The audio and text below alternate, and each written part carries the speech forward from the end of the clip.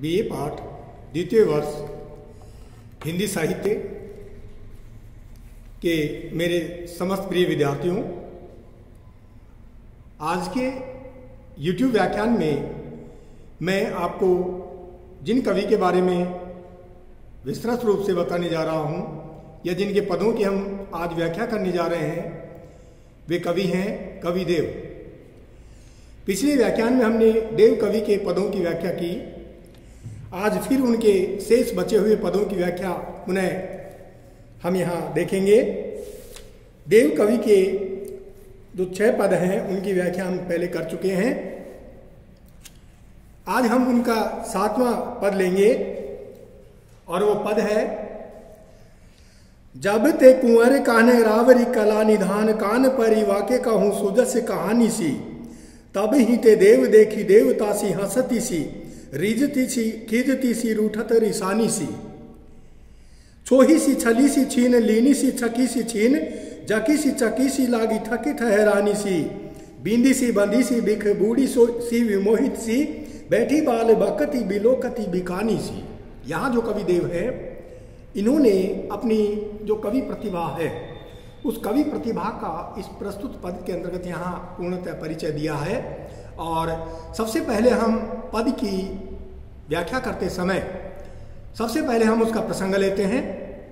तो यहाँ पर इसका प्रसंग जब हम लेंगे तो ये जो पद है ये कविदेव द्वारा रचित है और श्री कृष्ण के बारे में सुनने से पूर्व राग दशा में राधा की जो स्थिति है वो बहुत ही विचित्र प्रकार की हो गई है, यानी दयनीय हो गई है। और उसी विचित्र और दयनीय स्थिति का जो चित्रण है वे कवि देव इस पद के अंतर्गत यहाँ बतला रहे हैं। इससे पहले इस पद के अंतर्गत यहाँ जो प्रयुक्त जो कठिन शब्द हैं उनका अर्थ हम यहाँ जान लें।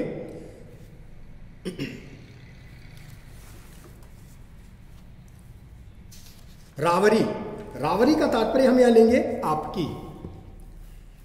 रिसानी सी यानी क्रोध प्रकट करती हुई सी,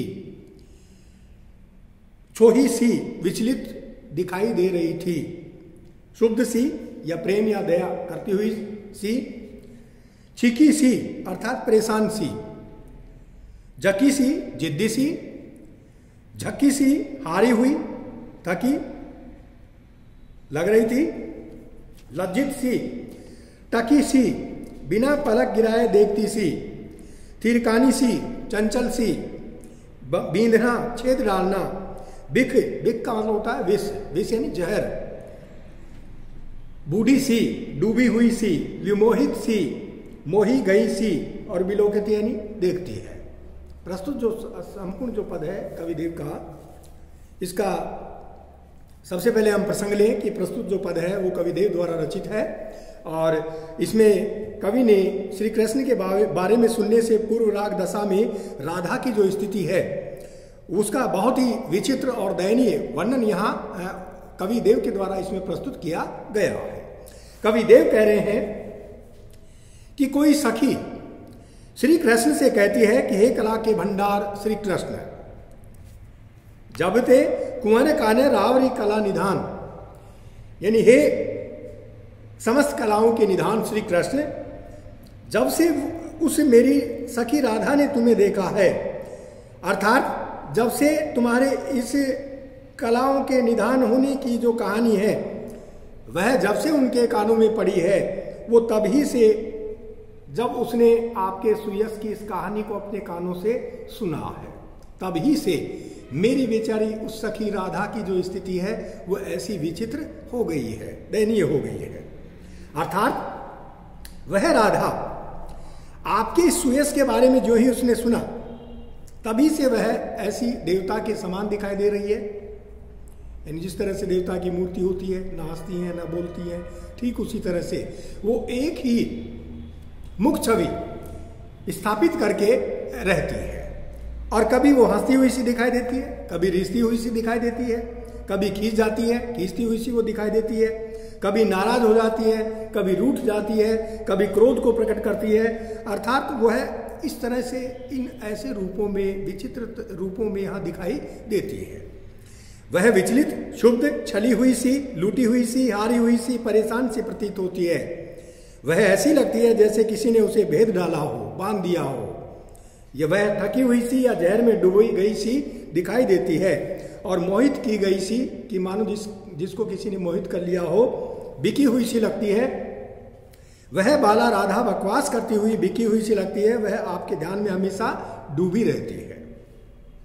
विशेष हम इसका क्या लेंगे?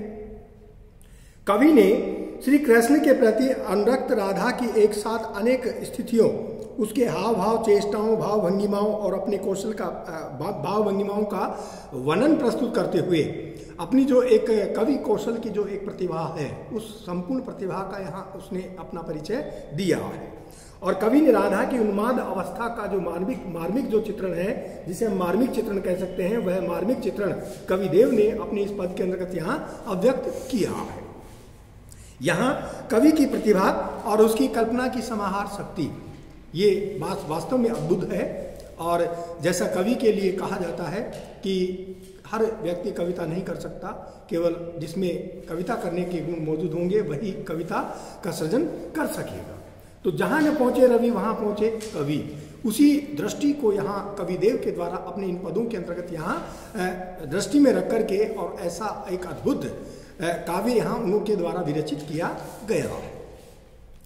इसमें अनुप्रास अलंकार है, क्योंकि सी से बार बार इसमें प्रयोग में लिया जा रहा है। जब वर्ण या अक्षर की आवृत्ति बार बार होती है, एक से अधिक बार होती है, तो वहाँ पर अनुप्रास अलंकार होता है। और अनुप्रास अलंकार का मैंने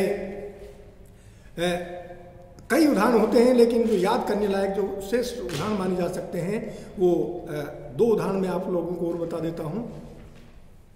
एक तो है खड़क सिंह के खड़कने से खड़कती है खिड़कियाँ, और खिड़कियों के खड़कने से खड़कता है खड़क सिंह। ये अनुप्रास अलंकार का एक श्रेष्ठ उदाहरण है। दूसरा, चंदू के चाचा ने चंदू की चाची को चांदनी चौक में चांदी की चम्मच से चटनी चटाई। चय चय वर्ण की बार बार आवर्ती, इसलिए अनुप्रास अलंकार हम इसमें भी मान सकते हैं। बाकी आप जो पुस्तकों में जो उदाहरण जो पढ़ते हैं कि भगवान भक्तों की भयंकर भूरी भीति भगाइए, ये श्रेष्ठ उदाहरण हैं, लेकिन ये याद करने में थोड़ा सा इसमें असावधानी होती है। यहाँ उपमा अलंकार का भी कवि ने प्रयोग किया है, उत्प्रेक्षा अलंकार का कवि यहाँ प्रयोग कर रहा है, और काव्यलिंग अलंकार का कवि ने इसमें प्रयोग किया है। संपूर्ण जो छंद है वो मनहरण कवित छंद के रूप में कवि देव के द्वारा इसको लिखा गया है। अब हम बात करते हैं उनके अगले पद की, 8वां पद, और वह है राधिका काने को ध्यान धरे तब कान है राधिका के गुण गावे, त्यों अस्मा बरसे बरसाने को पाति लिखे लिखी दादी के ध्यावे। राधे हवे जावत है छिन में वह प्रेम की पाति ले छाती लगावे, आपु में आपुन ही उर्झे सुरझे विरुझे समझे समझावे। यानी अपनी आप ही जो राधा है वो श्री कृष्ण में इतना तन्मयता के साथ में डूबी हुई है कि अपने आप को ही वह अचानक क्या समझ बैठती है, स्वयं श्री कृष्ण मान बैठती है। और राधा जब श्री कृष्ण बन जाती है तो ऐसे हाव भाव, ऐसे कर्म उसके द्वारा किया जाना यहाँ क्या है, न्यायोचित है। हवे यानी होकर, और बिरझे का तात्पर्य हम यहाँ लेंगे यानी उलझ जाने से। ध्यान धरे यानी उनका जब वो ध्यान करती है या जब उनको याद करती है, स्मरण करती है, तब। कान हवे राधिका यानी राधिका जो है वो काने बन जाती है, यानी श्री कृष्ण बन जाती है। और गुण गावे यानी उनके गुणों का गुणगान करना वो आरंभ कर देती है। क्यों आंसुआ बरसे, और जिस तरह से उसकी आंखों से जो आंसू बरसते हैं। और पाती लिखे, पाती यानी पत्र, वह जब पत्र लिखती है, लिखी राधि के ध्यावे। राधे हैं जावत हैं चिन्ह में वह, यानी अपने आप ही वो पत्र लिख रही है, कौन बनकर, श्री कृष्ण बनकर। किसको, राधिके को। और वही पत्र लिख रही है, वही श्री कृष्ण है और वही राधा है। वही पत्र उनके द्वारा लिखा जा रहा है और वही पत्र उनके पास में है। प्रेम का जब वह पत्र लिखती है तो वह प्रेम का पत्र स्वयं ही प्राप्त करती है, कि मानो मथुरा से श्री कृष्ण के द्वारा भेजा गया कोई प्रेम पत्र उन्होंने प्राप्त किया हो। और प्रेम की पाती को प्राप्त करके राधिका उस प्रेम पत्र को अपने सीने से लगा लेती है और व्याकुल हो जाती है। और आपू में आपुन ही उलझे, अपने आप में वह अपने आप ही उलझ जाती है। और सुलझे बिरझे यानी वह कभी सुलझती है, कभी उसमें पुनः उलझ जाती है। समझे समझावे, इस तरह से राधा अपने आप को श्री कृष्ण समझ रही है और श्री कृष्ण अपने आप ही क्या हो रहे हैं, स्वयं राधा बन रहे हैं, जबकि वो कौन है, केवल राधा है। तो राधा की जो स्थिति है उसी स्थिति का वर्णन कवि देव ने अपने इस प्रस्तुत पद में किया है।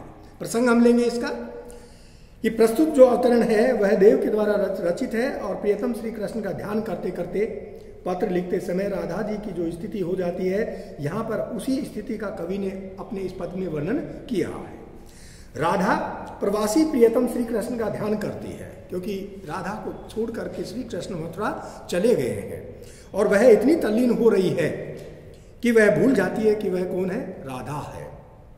वह स्वयं को श्री कृष्ण समझ बैठती है और तब वह स्वयं अपने ही गुणों का बखान करने लगती है। उसकी आंखों से आंसू बहने लगते हैं, क्योंकि विरह की अवस्था में है, आंखों से अश्रुधाराएं बहना स्वाभाविक है। वह बरसाने को पत्र लिखती है और लिखकर राधिका के बारे में सोचने लगती है। फिर वह क्षण भर में राधा बन जाती है और उसे ध्यान आ जाता है कि मैं श्री कृष्ण नहीं हूं, अर्थात मैं कौन हूं, राधा हूं। वह प्रेम की पाती को अपने सीने से लगा लेती है और प्रेम भाव से विभोर होकर वह अपनापन भी भूल जाती है। वह कभी तो स्वयं को श्री कृष्ण समझ बैठती है और कभी कुछ समय बाद वह फिर समझ जाती है और स्वयं को राधा ही समझती है। इस प्रकार वह अपने आप ही उलझन में पड़ जाती है। कभी वह उलझन को दूर करती है, कभी उलझती है और फिर वह स्वयं को उलझाती समझाती रहती है। विशेष हम इसमें लेंगे कि कवि ने स्वयं को, राधा ने स्वयं को श्री कृष्ण समझ लेने और फिर राधा ही मान लेने के बारे में वर्णन करके दर्शाया है कि राधा कृष्ण के ध्यान में अत्यधिक तल्लीन हो जाती थी, उसे अपनेपन का भी ध्यान नहीं रहता था, क्योंकि राधा ने श्री कृष्ण से जो प्रेम किया था वो प्रेम की जो एक उच्च जो पराकाष्ठा है या प्रेम की जो एक प्रकार की जो एक स्थिति है, वो प्रेम उन्हीं उसी स्थिति के अनुरूप था। इसमें अनुप्रास अलंकार है, यमक अलंकार है और पूर्व राग की स्मरण दशा अर्थात विरह की जो 10 दशाएं मानी गई है उनमें एक दशा मानी जाती है स्मरण दशा, यानी याद आने वाली दशा, स्मरण करने वाली दशा। उसी दशा का वर्णन यहाँ कवि ने इसमें प्रस्तुत किया है। सवैया छंद की जो पद मैत्री इसमें कवि देव के द्वारा यहाँ स्थापित की गई है वह वास्तव में द्रष्टव्य है और ऐसा अनुपम सवैया छंद वर्णन अन्य और किसी के कवि के द्वारा इसमें किया भी नहीं गया है। अगला पद है 9। माखन सो मन दूध सो जोवन है, दधि सो अधिको उर ईठी, जा छवि आगे छपा कर छाछ समेत सुधा वसुधा सब सीठी, नैनम नेह चुए कवि देव बुझावत बैन वियोग अंगीठी, ऐसी रसीली अहीर आए कहो क्यों न लगे मनमोहन मीठी। यहाँ जो कवि देव हैं वो इसके कठिन शब्दार्थों का जब हम अर्थ करेंगे तो कठिन शब्दार्थ इसमें है उर ईठी। उर यानी हृदय, यानी मन को भाने वाला, मन को अच्छा लगने वाला। यहाँ सुधा यानी अमृत और सुधाकर जैसे चंद्रमा को कहा गया है, चंद्रमा के लिए इसमें प्रयोग लिया गया है। छाछी यानी छाछ मट्ठा और सीठी यानी निसार, यानी छाछ से जब हम मक्खन निकाल लेते हैं, छाछ यहाँ बिल्कुल निसार अर्थात वो उसका तत्व जो है वह तत्व उससे निकाल लिया जाता है, इसलिए वह निसार उसको माना गया है।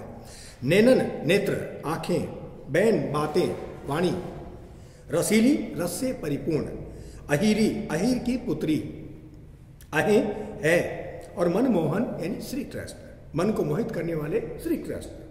प्रसंग हम इसका लेंगे कि यह जो प्रस्तुत पद है वो देव के द्वारा विरचित है और इसमें महाकवि ने अहीर की जो स्त्रियां हैं उन स्त्रियों की विशेषताओं का यहाँ वर्णन किया है।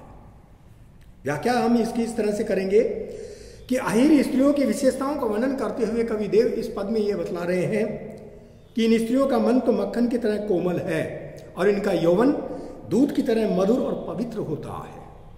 इनका हृदय दही से भी अधिक मन को भाने वाला होता है और उन स्त्रियों का सौंदर्य इतना आकर्षक होता है कि उसके सामने चंद्रमा भी स्वयं छाछ की तरह अर्थात निसार, हीन और अमृत तथा इस धरती के समस्त पदार्थ निसार दिखाई देते हैं।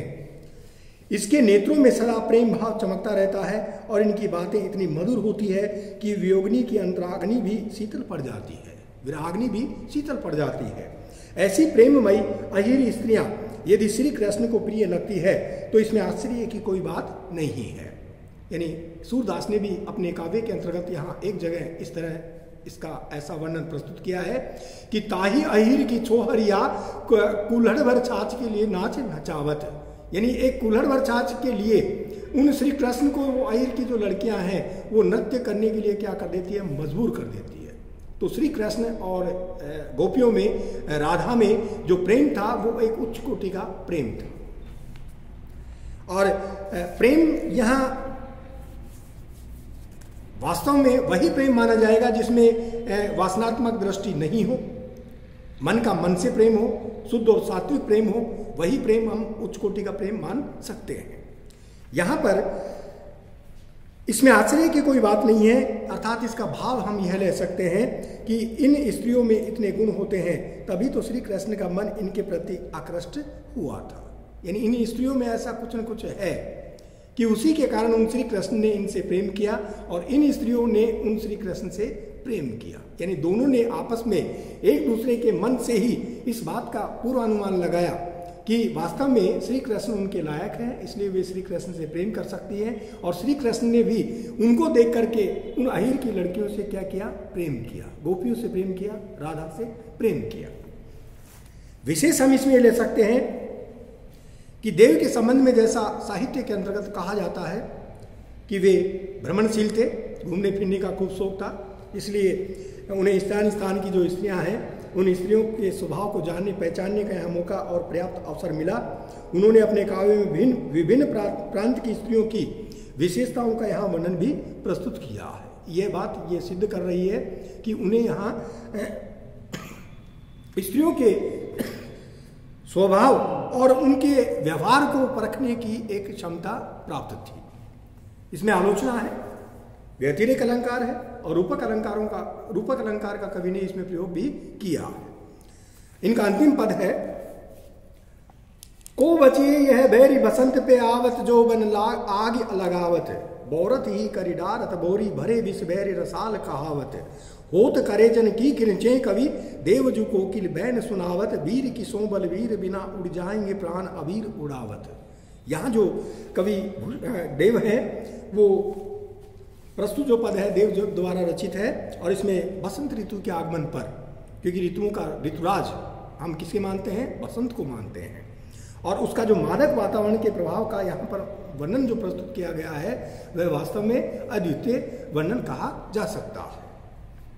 कठिन शब्दार्थ जो इसमें आए हैं, बची हैं यानी बचा है, आगी आग, लगावत लगाता हुआ, बोरत यानी फूल लगते ही बोरते ही, बोरी पाडाल, बैरी दुश्मन, या बोरी का अर्थ हम किससे लेते हैं, आम्र मंजरियों से भी हम इसका अर्थ ग्रहण कर सकते हैं कि बसंत के आगमन होने पर यहाँ आम के पेड़ों पर जो मंजरियां लगती है, रसाल यानी आम, करेजन, करेजन का तात्पर्य हम यहाँ हृदय से लेंगे, किरंचे यानी टुकड़े टुकड़े हो जाता है, बैन वाणी, कूक, सो यानी सौगंध, कसम, प्राण प्राणों की। तो यहाँ प्रस्तुत जो अवतरण है वह कविदेव द्वारा विरचित है और इसमें बसंत ऋतु के आगमन पर मादक जो वातावरण का जो प्रभाव यहाँ देखा जा सकता है, उसी प्रभाव का वर्णन यहाँ किया गया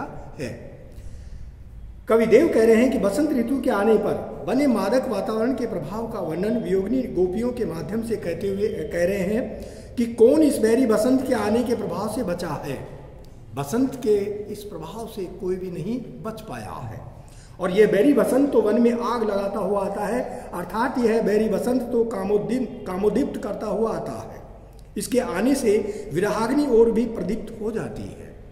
बसंत ऋतु के आने पर आम के वृक्षों पर बोर आने लगता है, आम्र मंजरी आने लगती है, अर्थात आम के वृक्षों पर फूल आने लगते हैं। उन फूलों की मादक सुगंध पागल कर देती है, जिससे विरहाग्नि की और भी जो विरहाग्नि है वो बढ़ जाती है। इसलिए आम के वृक्ष विष से भरे दुश्मन कहलाने लगते हैं। कवि देव के माध्यम से वियोगिनी गोपिका कहती है कि बसंत ऋतु के आने पर जब कोयल अपनी मधुर वाणी से कुछ शब्द बोलती है, यानी आम के पेड़ की शाखा पर बैठे हुए कोयल जब अपने मधुर स्वर से बोलती है तो विरहिणी की जो विरहाग्नि है वो और भी अधिक यहाँ प्रदीप्त हो जाती है। तो विरह के कारण कलेजे के टुकड़े टुकड़े हो जाते हैं, क्योंकि ऐसे समय में उन गोपियों के पास में कौन नहीं है, श्री कृष्ण नहीं है। इसलिए अपने आप को विरातुर मानकर, विराग्नि में जलते हुए मानकर वे क्या हो जाती हैं, बहुत ही संतप्त हो जाती है और इसलिए उनके कलेजे के टुकड़े टुकड़े यहाँ उस स्थिति के कारण होते हैं। कहने का भाव यह है कि विरह वेदना के कारण हृदय टूट जाता है। और गोपी कहती है कि वीर अर्थात वो अपने भाई की सौगंध शपथ खा करके कह रही है कि वीर भाई की सौगंध बिना श्री कृष्ण के ये मेरे प्राण उसी प्रकार से उड़ जाएंगे जिस प्रकार से होली के समय पर यहाँ अबीर उड़ जाया करता है। यहाँ एक अच्छा और अद्भुत वर्णन कवि देव के द्वारा अपने प्रस्तुत पद में किया गया है। गोपी की विरह दशा का मार्मिक चित्रण यहाँ दर्शनीय है और अनुप्रास अलंकार का कवि ने इसमें प्रयोग किया है। लगावत, कहावत, सुनावत, उड़ावत, तय तय वर्ण की बार बार आवर्ती और रूपक अलंकार का इसमें प्रयोग द्रष्टव्य बन पड़ा है। तो प्रिय विद्यार्थियों, इस तरह से आपके देव कवि जो हैं उनके जो ये 10 पद हैं आपके पाठ्यक्रम से संबंधित हैं और आज देव कवि हम यहाँ पूर्ण कर रहे हैं। अगले व्याख्यान में आपको भूषण कवि के बारे में विस्तार से बताया जाएगा। धन्यवाद।